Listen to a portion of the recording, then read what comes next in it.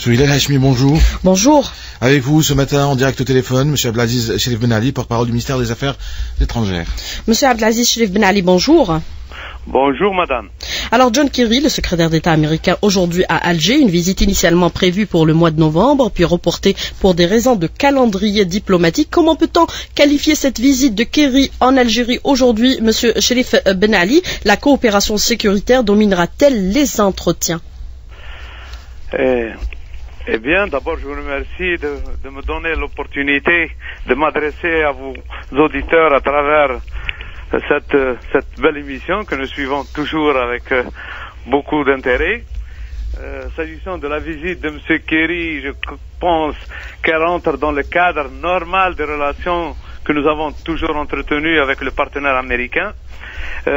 Effectivement, la visite, comme vous l'avez si bien dit, a été reportée pour des raisons de calendrier par la partie américaine. Elle intervient aujourd'hui pour justement s'inscrire dans le cadre de la continuité de relations que nous avons toujours eues avec les États-Unis d'Amérique. Mais la lutte contre le terrorisme arrive-t-elle en tête des préoccupations entre les deux pays, puisque l'Algérie est aujourd'hui pleinement engagée dans la lutte contre le terrorisme, Monsieur Cherif Ben Ali? Ben Ali, nous avons toujours été engagés dans la lutte contre le terrorisme, mais ce n'est pas une raison pour confiner la relation bilatérale algéro-américaine à ce seul aspect. La question sécuritaire et de lutte contre le terrorisme, contre le crime sous toutes ses formes dans cette région du monde et figurera en bonne place, bien entendu, dans les entretiens qu'aura M. Kerry avec son homologue, M. Ramtala Mamra, ministre des Affaires étrangères, et qu'auront bien sûr les membres de la délégation qui l'accompagnent avec les hauts responsables algériens. C'est une question axiale, mais c'est pas du tout la seule et l'unique question qui sera inscrite à l'ordre du jour de ces entretiens. Donc, il ne faut surtout pas réduire la visite de M. Kerry à l'Algérie à cette seule dimension sécuritaire. Mais quelles seront justement les questions qui seront abordées? On parle de la Syrie, on parle du Sahel, on parle du Proche-Orient, tout à fait. Le Sahara occidental également. Toutes ces questions figureront à l'ordre du jour. Vous savez que la visite intervient dans le cadre du dialogue stratégique institué par les deux pays il y a maintenant un peu plus d'une année. Aujourd'hui, ce dialogue stratégique tiendra à sa deuxième session sous la coprésidence des deux ministres des Affaires étrangères. La première session ayant été présidée du côté algérien par un ministre délégué, M. Msahel, actuel ministre de la Communication, et du côté américain par la secrétaire d'État. Aujourd'hui, le niveau est élevé et les questions seront beaucoup plus la panoplie de questions qui seront inscrites à l'ordre du jour seront beaucoup plus importantes. Mais justement, le dialogue stratégique, la deuxième réunion se tiendra à Alger, vous l'avez annoncé à un instant, à la faveur de cette visite. Quel serait son impact sur les relations futures des deux pays, sur le plan diplomatique, politique, sécuritaire et économique également, Monsieur Ben Ali Cherif? En fait, sur un plan purement pratique, le séjour de Monsieur Kerry à Alger, cet arabe, il arrivera aujourd'hui dans l'après-midi, il passera la nuit à Alger et il aura pendant toute la journée lui-même et sa délégation des entretiens au ministère des Affaires étrangères et avec les autres responsables au niveau des autres institutions de l'État. Nous avons structuré aujourd'hui, comme je l'ai déjà dit, donc c'est un dialogue qui est institutionnalisé. On mettra en place des groupes de travail qui s'occuperont des différentes thématiques de la coopération. Bien sûr, il y aura, bien entendu, en premier lieu, les questions politiques. Ce sera un groupe de travail qui n'aura à connaître que de ces questions plutôt. Nous aurons aussi un autre groupe de travail, un atelier de travail qui, lui, penchera sur les questions de coopération en matière de sécurité et de lutte contre le terrorisme. Et enfin, un autre atelier sur la coopération économique commerciale. Bien sûr, ces groupes présenteront leurs conclusions aux deux ministres et je suppose que tous ces entretiens seront sanctionnés par un communiqué ou par une déclaration commune. Mais justement, par rapport à cette coopération économique et commerciale, nous savons que les Américains ont beaucoup d'investissements dans le domaine pétrolier en Algérie. Leur chiffre d'affaires a avoisiné les 18 milliards de dollars pour l'année 2013. Mais dans le domaine hors hydrocarbures, la relation ou la coopération demeure infime. Il y a eu un peu moins de 1 milliard de dollars de chiffre d'affaires, l'équivalent pratiquement de 800 millions de dollars. Est-ce que vous pensez qu'il y a d'autres domaines d'investissement qui pourraient aujourd'hui intéresser les Américains hors hydrocarbures? Je conviendrai avec vous que la part du lion dans nos échanges est bien entendu réservée aux hydrocarbures. Mais justement, la finalité recherchée à travers ce dialogue, c'est justement d'explorer les autres possibilités de coopération dans d'autres domaines. Et le groupe qui aura justement à discuter de la question de l'amélioration, disons, de l'interaction économique commerciale, aura à discuter de sujets ayant trait justement à l'élargissement de cette coopération à d'autres domaines. Vous savez que nous avons sur la table la question de la coopération en matière de travaux publics, la coopération dans le domaine de la biotechnologie, la coopération dans le domaine de l'amélioration de l'utilisation des nouvelles technologies de l'information et de la communication. Ce sont là, à titre d'exemple et non pas à titre exhaustif, quelques-uns des domaines qui seront bien sûr étudiés et sur lesquels nous souhaitons avoir des résultats concrets à l'issue des entretiens qui auront lieu demain à Alger. Mais est-ce qu'on peut considérer qu'aujourd'hui les Américains ont une meilleure visibilité sur le potentiel Algérie? Je crois que c'est une évidence que de le dire.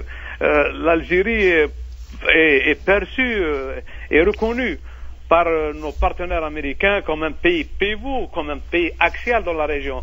Et pas seulement sur le plan sécuritaire, ce qui est d'ailleurs vrai, mais c'est aussi sur le plan économique, sur le plan politique, notre position en Méditerranée, dans le monde arabe, en Afrique et dans cette région qui est troublée, et la stabilité qui caractérise un peu ce pays, on parle de l'exception algérienne, fait que forcément, on suscite de l'intérêt non pas des Américains, mais de toutes les puissances du monde, et c'est aussi notre intérêt que d'interagir et d'échanger dans tous les domaines de la coopération, qu'elle soit politique, sécuritaire, économique, commerciale ou autre.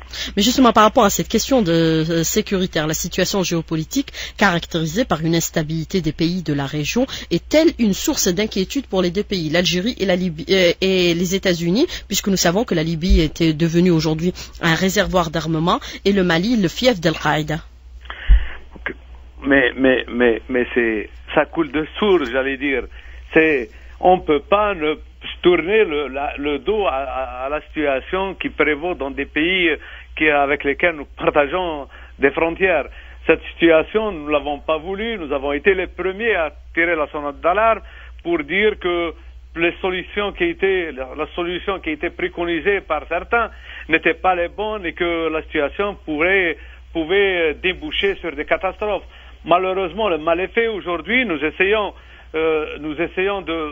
d'arranger les choses. Nous essayons de peser de tout notre poids dans le cadre des formats de coopération et de dialogue, de concertation que nous avons bien sûr avec nos amis américains, mais que nous avons aussi avec les autres partenaires européens et américains. Les États-Unis savent combien cette position est névralgique. La situation plutôt dans cette région est névralgique. Elle n'intéresse pas seulement l'Algérie, elle intéresse le reste du monde.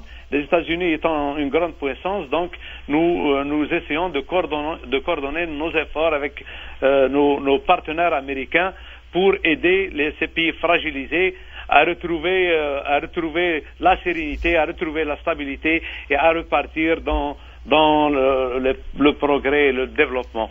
Et je ne sais pas si je dois le dire, mais vous avez pu remarquer en tant que journaliste que l'Algérie fait un travail en profondeur assez conséquent, même très conséquent. Nous avons reçu ces dernières semaines des hauts responsables de la région sahélo-sahélienne. Vous avez vu que nous avons reçu ici à Alger le ministre tchadien. Nous avons reçu 3 ministres en l'espace de 3 jours, maliens, je veux dire, ministre des Affaires étrangères, ministre de la Défense, le ministre de la Réconciliation nationale et du développement des régions du Nord. Nous avons aussi reçu à Alger d'autres acteurs de la scène politique dans ces pays. Nos responsables, à leur tête, le ministre des Affaires étrangères, a rencontré ses homologues des autres régions, d'autres régions d'Afrique, notamment d'Afrique occidentale, qui sont, eux, impliqués à travers la CEDEAO dans la recherche d'une solution à la crise au Sahel et notamment au Mali. Donc, nous travaillons quotidiennement sur la recherche des solutions idoines au retour de la stabilité dans cette région qui nous importe au premier chef et qui importe aussi, qui intéresse aussi les Américains. Donc, la question du Sahel sera aussi une question centrale des discussions et des consultations, de la concertation lors de cette visite de M. Kiri à Alger. Étrangère. Alors, Monsieur Abdelaziz Ben Ali Cherif, beaucoup de questions. Moi, je voudrais revenir avec vous un peu sur cette coopération. Certains considèrent aujourd'hui que de la stabilité de l'Algérie dépend la stabilité de la région. Quel est votre commentaire à propos de cette question? Mon commentaire est que l'Algérie est un pays, comme je l'ai dit, axial, un pays central dans cette région, et que, comme cela a déjà été dit par le ministre des Affaires étrangères, nous essayons et nous travaillons pour être des exportateurs de stabilité. Donc, la stabilité de l'Algérie ou plutôt est le meilleur garant de la stabilité de toute la région maghrébine, sahélo-sahélienne, africaine et méditerranéenne. Mais vous parlez de l'Algérie qui milite pour être un exportateur de stabilité. Qu'entendez-vous par ces propos, justement, Monsieur Ben Ali? Au fait, c'est peut-être une rhétorique diplomatique qui n'est pas très bien comprise par le commun des mortels. Mais dans les faits, le travail colossal que l'Algérie fait dans la direction des pays du Sahel et de la Libye est là pour témoigner de notre engagement, de notre détermination à tout faire pour remettre de l'ordre aider à remettre de l'ordre, bien sûr, sans aucune idée pour nous de s'immiscer ou d'intercéder dans les affaires intérieures de ces pays. Donc, aider le gouvernement à mettre en place les conditions de stabilité et de reprise de l'effort de développement. Alors, un engagement politique, logistique et financier, puisque l'Algérie est impliquée aussi dans le développement de certaines régions au niveau du Mali. Peut-être que nous n'avons pas l'habitude en Algérie de crier sur tous les toits ce que nous faisons pour nos amis, mais nous avons toujours témoigné notre solidarité à ces pays autrement que par des mots. Alors, justement, les menaces qui pèsent aujourd'hui sur l'Algérie sont-elles réelles? Tigran Tourine est-elle une des conséquences de cette instabilité, Monsieur Cherif Ben Ali? Oui, la menace est réelle. La menace est réelle. Nous avons tout autour de nous des points de tension qui peuvent dégénérer à n'importe quel moment. Et vous savez, tout l'investissement humain et militaire que nous faisons justement pour assurer la sécurité à notre pays, notre armée nationale populaire fait un travail formidable. Nos jeunes sont par milliers autour des frontières, ils sont vigilants, ils sont à l'affût jour et nuit, mais cela ne suffit pas, il ne peut pas durer tant que la stabilité n'est pas revenue dans ces pays, et c'est là une problématique qui mobilise tous nos efforts et tous nos moyens. Un Tigran Tourine bis, on n'est pas à l'abri? J'espère que non, et je pense que nous avons très bien fait face à cette menace. Nous avons montré au monde entier notre détermination à ne laisser aucun espace au terrorisme. Je suis convaincu, je suis serein sur ce côté-là. L'expertise, l'engagement, et le patriotisme de toutes les couches de la société, à leur tête nos forces de sécurité et notre armée fait que nous travaillons à ce que ce scénario ne se reproduise pas, Inch'Allah, et se reproduira jamais. Le Sahara occidental sera également au menu de discussions entre les deux pays. Et bien sûr, vous savez que les États-Unis d'Amérique sont un acteur majeur dans ces problématiques. Vous savez très bien tout l'intérêt qu'accorde l'administration Obama à cette question, à cette dernière question de décolonisation en Afrique. Nous connaissons aussi l'engagement personnel de M. Kerry en faveur de la solution préconisée par l'ONU, c'est-à-dire donner au peuple sahraoui, laisser au peuple sahraoui la latitude de décider lui-même de son devenir.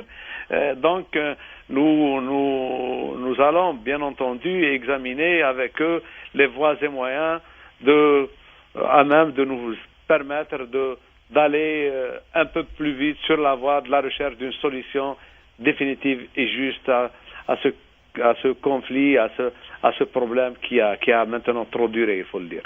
Une question centrale, puisque Kerry se rendra juste après Alger, au Maroc. Oui.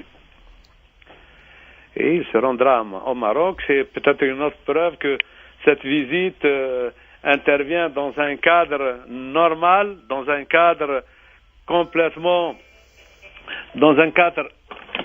bilatéral, et que les extrapolations faites ça et là au sujet d'une connexion quelconque de cette visite avec les échéances que nous avons ici, je crois que cette hypothèse tombe d'elle-même, compte tenu du fait que cette visite ne concerne pas seulement l'Algérie, mais elle entre dans le cadre d'une tournée du chef de la diplomatie américaine dans la région.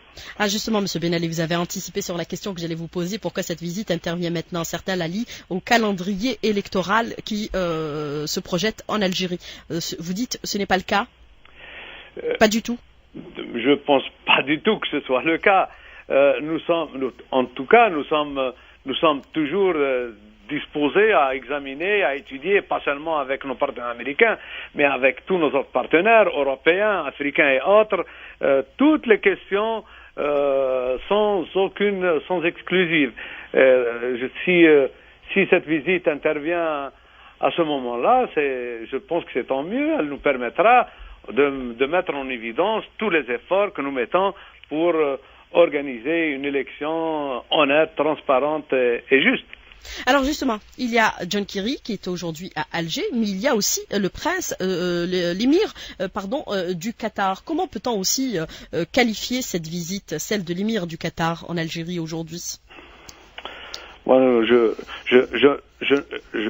crois que vous connaissez très bien la relation que nous avons toujours entretenue avec ce pays. Vous savez que l'ancien émir, le Cheikh Tamim Ben Hamad Al Thani, était un ami personnel de M. le Président de la République.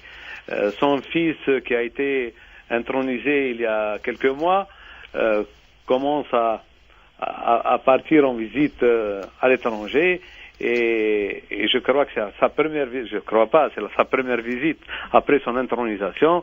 C'est un pays arabe, c'est un pays avec lequel nous avons toujours entretenu d'excellentes relations, et nos relations ont toujours été empreintes, comme vous le savez, d'un respect mutuel.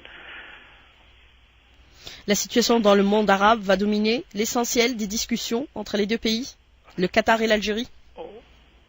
Vont dominer, elles seront présentes, bien sûr. La Syrie? La Syrie, le travail arabe commun, la situation dans la région du Golfe. Vous savez que il y a tellement de questions d'actualité dans le monde arabe que cela mérite concertation au plus haut niveau. En tout cas, là aussi, il n'y aura pas un monopole, la question syrienne sera examinée. Vous savez très bien, même si on a les meilleures relations du monde avec Qatar, nous divergeons en ce qui concerne la question en Syrie, et cela ne nous empêche pas d'essayer d'affiner la réflexion et la concertation. Vous avez peut-être pu constater qu'à l'occasion du dernier sommet arabe à Koweït, cette question a été largement évoquée, et que nous avons pu, la diplomatie algérienne, avec d'autres pays, nous avons pu faire valoir l'option de de négociation, l'option comme alternative à la guerre. Donc cette option commence à prendre le pas sur les options qui ont été jusqu'ici privilégiées par un certain nombre de pays arabes, c'est-à-dire trancher le conflit par la voie militaire et par la voie armée. Je crois que tout le monde maintenant est conscient, tout le monde est revenu à des positions plus réfléchies, et je crois que c'était notre position depuis le départ. Pour nous, seul le dialogue est à même de déboucher sur une solution définitive dans ce pays frère. Mais justement, seul le dialogue peut être prévalu au niveau de toute la région. Mais par rapport à l'instabilité de certains pays arabes, par exemple l'Égypte, la Libye actuellement, la Tunisie quelque part, est-ce que ça sera également au menu des discussions, Monsieur Cherif Ben Ali? Mais bien sûr, toutes les questions qui sont actuellement d'actualité, tout seront dans le monde arabe. Les mouvements qui sont nés après le printemps arabe ou les révoltes arabes? Pardon? Les mouvements qui sont nés après le printemps arabe ou les révoltes arabes? Mais oui, pourquoi pas, mais c'est pas seulement, on va pas seulement se focaliser sur les problèmes, on va essayer d'être un peu plus ouvert sur l'avenir et puis de faire des projections ensemble, d'affiner la réflexion ensemble sur les moyens susceptibles d'assurer une solidarité arabe dont on a véritablement besoin et qui commence et dont les contours commencent à se dessiner, notamment après ce sommet de Koweït. Et le rôle de l'Algérie, comme vous le savez, a été assez déterminant. Mais le Qatar est pleinement impliqué aussi dans certains mouvements, dans certains pays également, Monsieur Ben Ali Cherif. Le Qatar est impliqué, c'est une affaire du Qatar, mais ce n'est pas une raison pour ne pas en parler. Nos amis qataris, je crois que nous avons l'avantage, en tant qu'Algérie, d'avoir été toujours à équidistance, à longueur égale, entre tous les pays arabes. Nous avons toujours veillé à maintenir des canaux de dialogue et d'amitié très forts avec tous les pays arabes, et cela nous confère aujourd'hui une position à même de nous permettre de jouer les premiers rôles dans ce nouveau processus que nous voulons enclencher d'un retour à la solidarité, d'un retour à l'unité et d'un retour à la cohérence dans le travail. La coopération économique sera au menu également, puisque les Qataris sont présents en Algérie dans beaucoup de domaines d'activité, notamment dans la sidérurgie, la pétrochimie. Certainement, vous savez que le Qatar est un pays qui dispose de moyens financiers assez conséquents, assez importants. C'est un grand exportateur de gaz à travers le monde. C'est l'un des plus grands exportateurs de troisième. Gaz. Donc, avec l'Algérie, il compte parmi les 5 pays ou les 6 pays les plus grands exportateurs de gaz. C'est aussi un domaine sur lequel nous avons toujours travaillé en étroite collaboration avec ce pays frère. Mais il ne s'agit pas seulement de gaz. Vous savez que le Qatar est intéressé par les opportunités d'investissement que nous offrons en Algérie, et cet intérêt s'est traduit notamment par l'investissement à Jijel Ablara dans le complexe sidérurgique qui produira à très court terme du rang à béton, de l'acier plat, etc. Et c'est un investissement qui a mobilisé de la part du partenaire qatari quand même un montant de 2 milliards de dollars, ce qui n'est pas rien. Monsieur Abdelaziz Ben Ali Cherif, merci d'avoir répondu à nos questions ce matin. Merci beaucoup. Merci beaucoup, Madame Souhila. À bientôt. Au revoir. Au revoir.